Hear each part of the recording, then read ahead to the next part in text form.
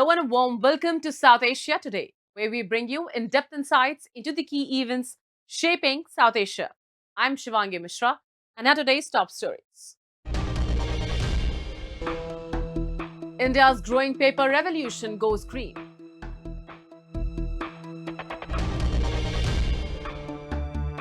Bangladesh's Gen Z demand change, jobs ahead of national polls.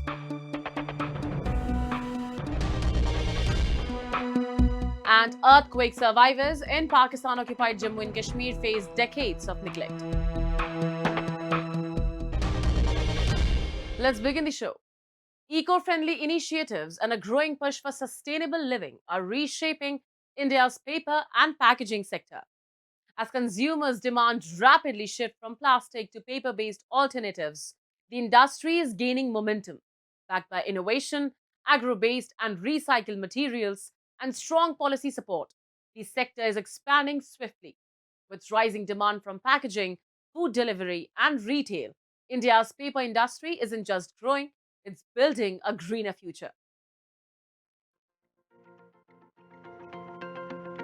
On a bustling New Delhi lane, Akanksha sips her coffee from a paper cup, stopping at a stall that serves snacks on eco-friendly plates. Her smile reflects a choice that matters, small changes for a sustainable future. Passionate about the environment, she consciously supports brands and eateries that minimize plastic use. Like Akanksha, many are embracing eco-conscious habits, turning everyday choice into a quiet green revolution. मैं जब पहले street food वगैरह के लिए जाती तो वहाँ पे आई गेस हम सब ने एक्सपीरियंस किया होगा कि plastic papers and plastic spoons use होते थे जिसको हम यूज़ करके फेंक देते थे एंड देन वो इजीली डिकम्पोजेबल नहीं होता है बट अब मैंने ये चेंज देखा है कि जितने भी स्ट्रीट फूड है हमारे वो सब अब plastic papers plastic cups even wooden spoons use कर रहे हैं which is a very good initiative. What was once an exception is now becoming the norm. Across cities and towns, consumers and businesses alike are embracing paper-based packaging, cups, plates, straws, and recycled bags replacing plastic. Moving beyond single-use plastics, packaging today is no longer just convenience, it's a responsibility.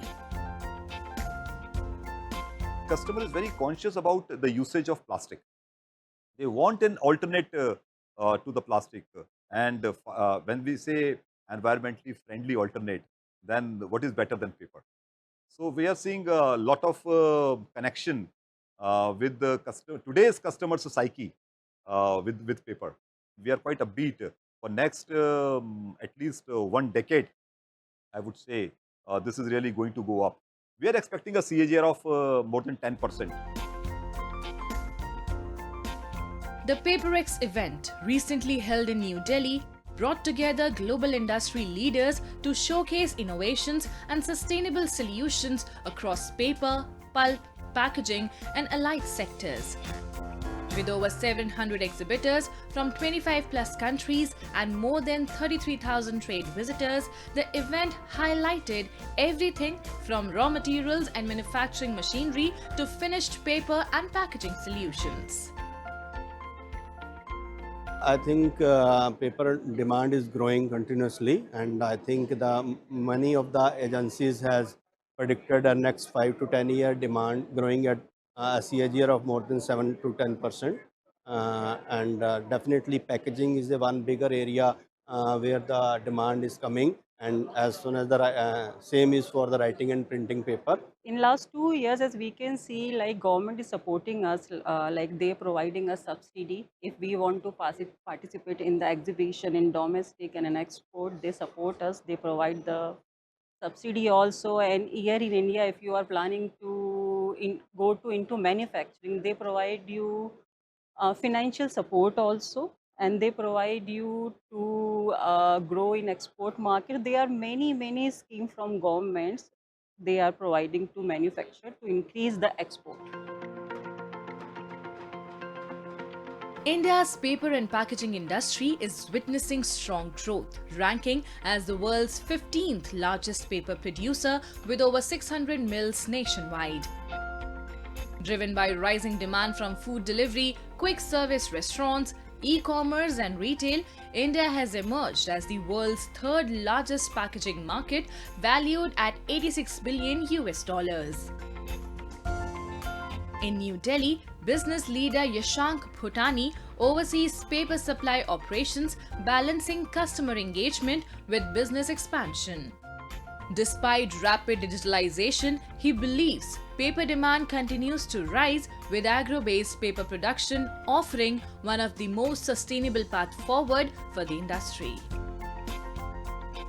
तो ये जो तीसरे तरह का paper मैं आपको बता रहा हूँ, ये as good as A grade paper होता है, जो वुड चिप पेपर होता है और इसमें कोई एनवायरनमेंट को हार्म भी नहीं होता।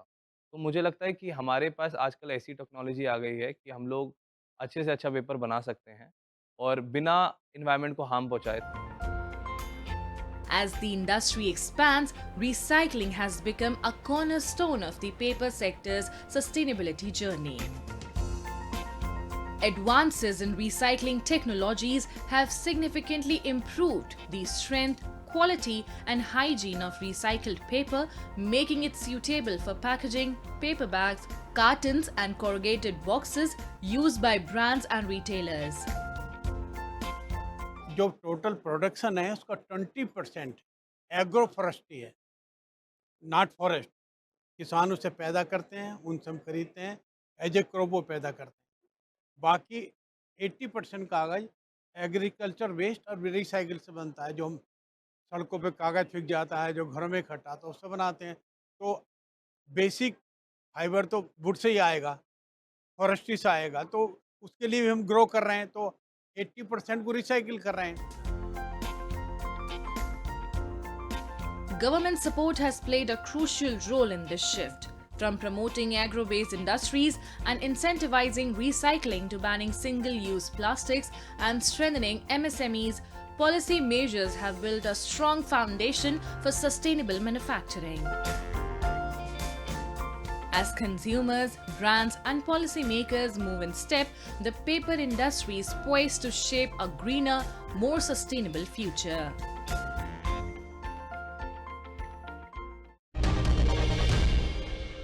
Bangladesh is heading into a crucial national election next month amid prolonged political uncertainty, economic strain, and lingering unrest, with Gen Z voters emerging as a decisive force. For millions voting for the first time, the polls follow months of upheaval that disrupted daily life and eroded trust in governance. Young voters see the election as a chance for stability and democratic renewal, though skepticism remains high across the divided nation. Bangladesh is heading into a crucial national election next month amid prolonged political uncertainty, economic stress, and lingering unrest, with Gen Z voters emerging as a decisive force. For millions of young Bangladeshis voting for the first time, the polls come after months of political chaos that disrupted daily life, weakened political trust, and deepened concerns over governance. 25 years old, Dhaka University student H.M. Amirul Kareem said the youth want politics to move beyond rigid party lines. What we saw in the previous regime or in the previous time, that the people of Bangladesh were treated politically, that which political bloc they belong to. But I want to see a change in this perspective, that the people of this country will not be treated politically for their political the political bloc or political party affiliation, but I hope that the people of this land will be treated as a citizen. They will be given the citizen rights, the basic rights. They will be treated only as citizens, not with their political affiliation. Young voters say the election represents an opportunity to move the country away from instability and toward democratic normalcy. Many believe that an elected government is essential to restoring institutional order and preventing further political drift.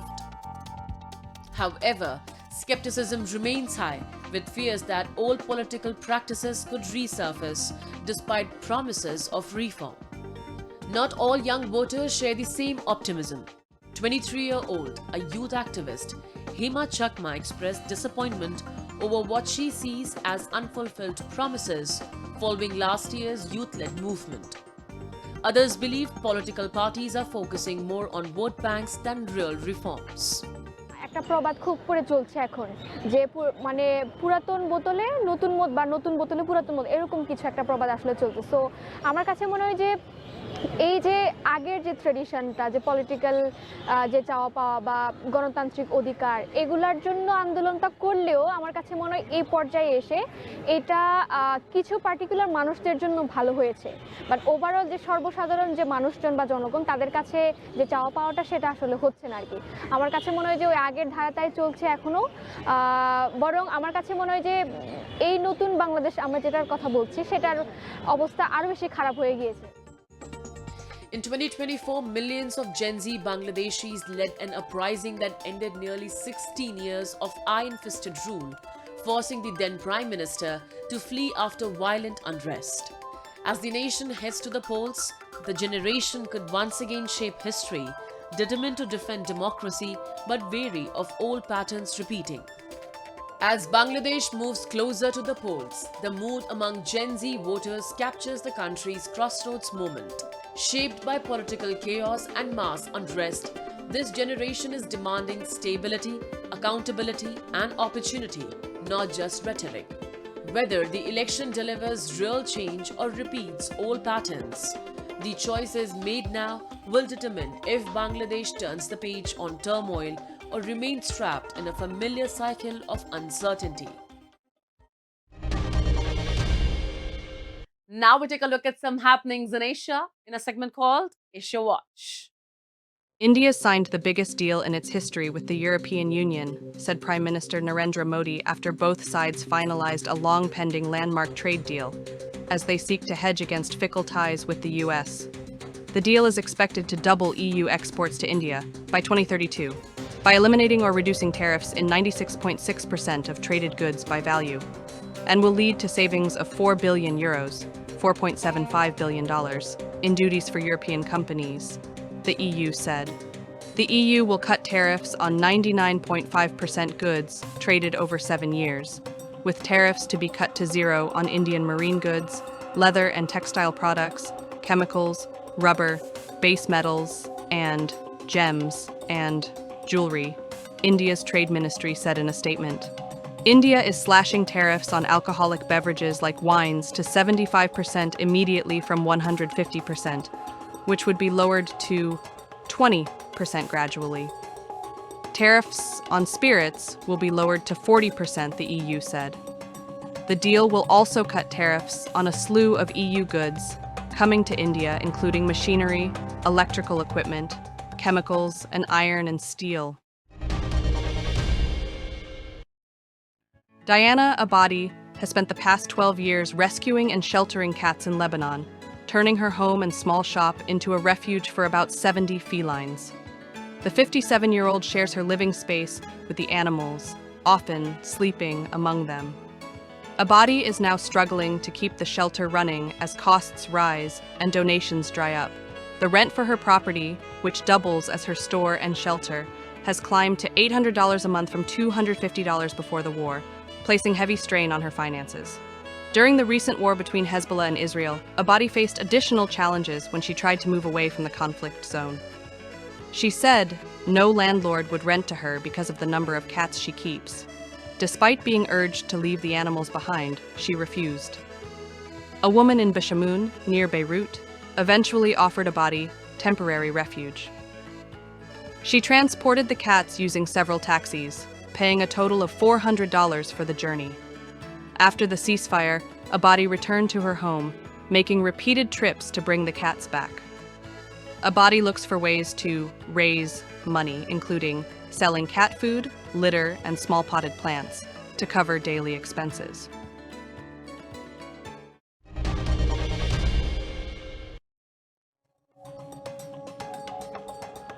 A UN expert on Iran said she had received reports of protesters linked to nationwide demonstrations being removed from hospitals and detained by Iranian security forces, a major violation of the right to medical care under international law.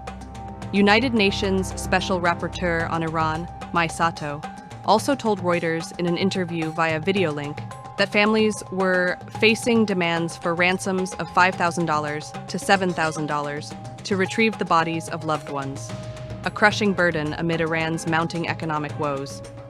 Anti-government protests that swept across Iran since December have triggered the bloodiest crackdown by authorities since the 1979 Islamic Revolution, drawing international condemnation. Iran has blocked internet access since January 8th. US-based rights group Harana has put the unrest-related death toll at 5,937, including 214 security personnel, while official figures put the death toll at 3,117. Reuters has been unable to independently verify the numbers. Medical staff in Iran who spoke to Reuters on condition of anonymity confirmed some of the reports to which Sato referred. One nurse and 2 doctors at hospitals in Tehran also told Reuters that members of the Revolutionary Guards and police had visited their facilities seeking records of protesters who had been hospitalized and then discharged in order to arrest them. Sato said Iranian attempts to label the protesters as terrorists or rioters was deeply problematic and was intended to justify a brutal crackdown on what she described as a local, organic movement. Even after 21 long years, the wounds of the devastating earthquake remain unhealed in Pakistan-occupied Jammu and Kashmir. Rehabilitation remains a cruel illusion for thousands of victims abandoned by the state. Billions were sanctioned, yet hundreds of projects are incomplete or defunct. Children are forced to study under the open sky, while so-called satellite towns in Muzaffarabad exist without water or basic services. This is not neglect by chance, but a chronic neglect and a complete failure of governance. Your report. Years after the devastating earthquake, life has still not returned to normal for thousands in Pakistan-occupied Jammu and Kashmir. Temporary arrangements have turned into a permanent reality as rehabilitation drags on endlessly. Development projects launched with much fanfare remain incomplete, while essential services are missing on the ground. The impact is most visible in the lives of children and displaced families, who continue to endure hardship, uncertainty, and neglect, waiting for relief that was promised but never fully delivered.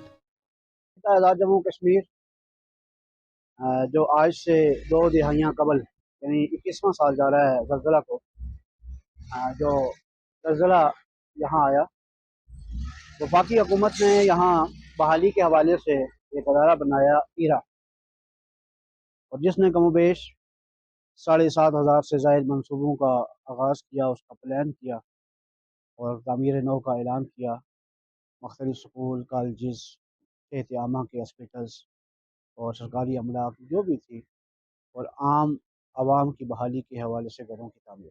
इस वक्त ईरा ने जो आज़ाद जम्मू कश्मीर में कमोबेश 4,000 मनसूबे मुकम्मल किए और तकरीबन 3,500 से या 4,000 के करीब जो मनसूबे बाकी बचते हैं उन पर कुछ मनसूबे जारी थे, इब्तदाई मराहिल में थे, कुछ दरमियानी मराहिल में थे और कुछ तकमीली मराहिल में थे और कुछ को शुरू नहीं किया जा सका। लेकिन जो मनसूबे शुरू हुए उन पर अरबों का काम अरबों रुपए खर्च हुए, लेकिन बदकिस्मती से वो तकमील के मरहले तक ना पहुँच सके। Poor planning and official apathy have turned promised rehabilitation into prolonged suffering. Families meant to be relocated to newly built satellite towns remain stuck in uncertainty as these settlements lack even the most basic facilities. Despite years of construction and massive public spending, essentials like water have not been provided, making daily life impossible. As a result, many affected families are unable to move in, exposing how flawed planning and negligence continue to deny earthquake victims a dignified and sustainable future. Muzaffarabad में शहरियों के लिए जो जगह रहने के काबिल नहीं रही, 2 सैटेलाइट टाउन नंगलपुरा और ठोठा मॉडल विलेज इसके लिए प्लानिंग की गई। लाइटोन नगरपुरा में इस वक्त गुज़श्ता 5 सालों से अब लोग वहाँ अपने घर बना रहे हैं, लेकिन बदकिस्मती आप देख लीजिए, पानी का मामला अभी तक हल नहीं हुआ। यानी कि आप यूँ समझ लीजिए कि अरबों रुपए उस मंसूबे पर सरकार के खर्च हुए और तो सड़कें बनी, उसकी गलियाँ बनी, उसकी दीगर चीज़ें आ गई, लेकिन शजरकारी का मामला है, यानी हुकूमत अगर हर मौसम जो बरसाती मौसम है, मौसम बहार है, तो उसमें अगर 10-10 दरख्त भी लगाती तो आज इन 2 सालों में 10 सालों में काफ़ी अच्छा वहाँ सबका हो जाता। इसके अलावा पानी बुनियादी ज़रूरत है, पानी की कनेक्शन ना होने से आबादी वहाँ कैसे रहेगी?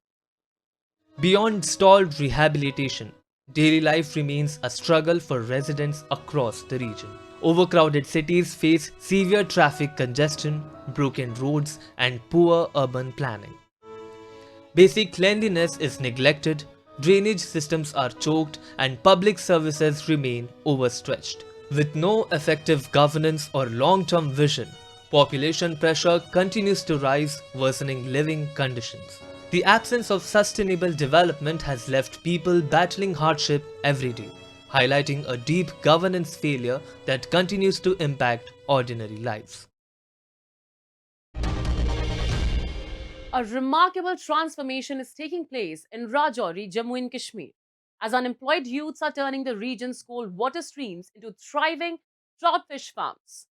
Under the centrally sponsored the Pradhan Mantri Matsya Sampada Yojana scheme, blocks like Budhal, Kotranka, Thana Mandi, and Darhal in the higher reaches of the Pir Panjal range are witnessing a revolution in aquaculture, perfectly utilizing the natural topography to boost livelihoods and economic growth in the region. Have a look.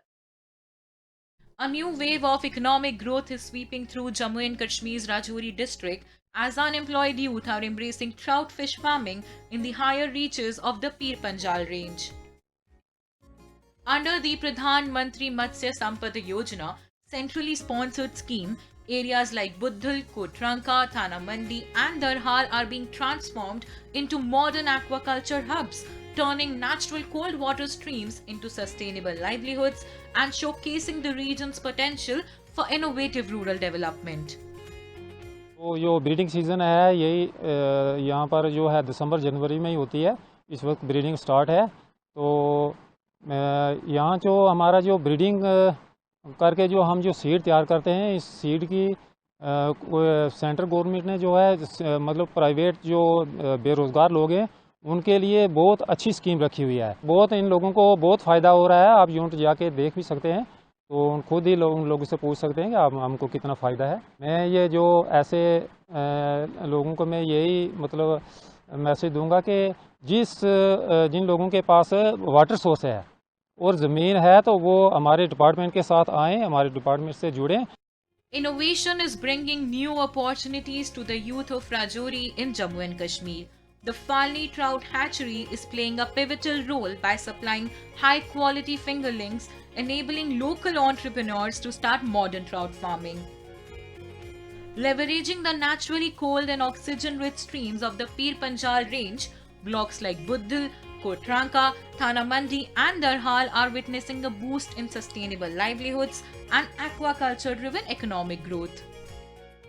मैं हर एक नौजवान से गुजारिश करता हूँ कि government की अच्छी स्कीम है, ये ट्रोट फिश की अच्छी स्कीम है, ये ले डिपार्टमेंट से ले। आप हमारे पानी की हमें कोई कमी नहीं, हमारा ठंडा पानी 12 महीने हमारा ठंडा पानी रहता है। हर आदमी मेहनत करे और मेहनत करके तो ये यूनिट तैयार करे और मछली पालन का काम शुरू करे। इसमें गवर्नमेंट ने बहुत अच्छी स्कीमें रखी हुई हैं। बहुत मशहूर हूँ मोदी सरकार का। तो मुझे एक यूनिट दिया, मैं उसका काम अच्छे से चलाया। 2 साल मैंने रखा है, फिश रखा है। 50,000 की एक बार बेची, 50,000 की दूसरी बार बेची मैंने। तो बना के तैयार करके अच्छे से तकरीबन किलो 700 ग्राम 800 ग्राम इतना पीस मैंने तैयार किया। Under this scheme, young entrepreneurs are turning job seekers into job providers by establishing trout farming units with concrete raceways along mountain streams. This not only generates sustainable income but also promotes environmentally responsible practices, making the program highly beneficial for local livelihoods and providing a strong boost to youth-led economic growth in the region. बेरोज़गार हैं उनके पास एक बड़ा अच्छा source है ये रोज़गार का। काफ़ी लोग जुड़ भी रहे हैं डिपार्टमेंट से हर साल नए नए। हम इस साल भी करीब 3 या 4 यूनिट्स दे चुके हैं प्राइवेट। लोगों को काफ़ी फ़ायदा है, एक बड़ा अच्छा सोर्स है उनके लिए रोज़गार का ये। आप अंदर देख चुके हैं ब्रीडिंग चल रही है इस टाइम पे। अभी हम तैयार करेंगे मछली और करीब 3 या 4 महीने बाद पहले तो सीड सेल करेंगे, उसके बाद जो खुद के पास रह जाएगी हम तैयार करके उसको आगे ब्रीडिंग के लिए भी तैयार करेंगे और उसमें से सेल के लिए भी निकालेंगे मछली। The remarkable growth of trout fish farming in Rajouri highlights how innovative initiatives can transform local economies and empower youth. By leveraging the natural cold water streams of the Pir Panjal range and combining them with strong government support through Pradhan Mantri Matsya Sampada Yojana and Holistic Agriculture Development Program, unemployed youngsters are becoming entrepreneurs, generating sustainable livelihoods while protecting the environment. This success story reflects the proactive governance and forward-looking development policies of the Jammu and Kashmir administration, underscoring its commitment to inclusive growth and rural prosperity. As we wrap up today's episode of South Asia Today, we thank you for joining us. We'll return next week at the same time with more insights and updates. This is Shivangi Vishra signing off on behalf of our entire team. Until then, stay safe and goodbye.